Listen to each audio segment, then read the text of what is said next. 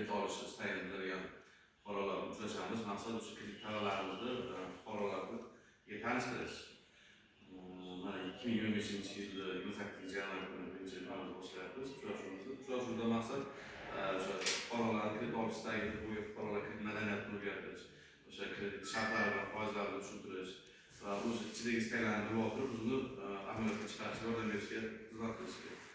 Biz hozir Agrobankda kredit turlarimizdan jismoniylarga 17 millionligimiz bor. Mahalla biznesga birinchilardan bu 5 yil muddatga beriladi.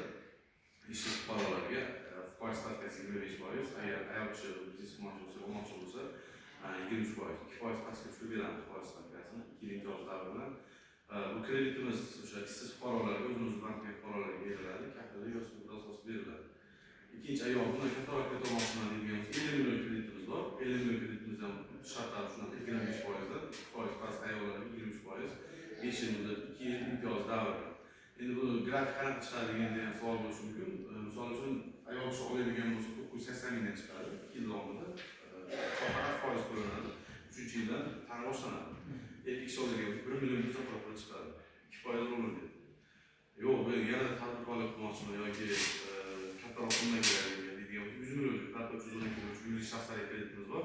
Bu kreditimizda bunasi ham 21% foiz stavkasi. Agar rahbar o'sha yaxtani oila qurgan rahbar ayol kishi bo'ladigan bo'lsa 19% bo'ladi. Bu muddat hozir 6 yilga mo'ljallangan, 2 yil imtiyoz davr, 6 oy imtiyoz davr.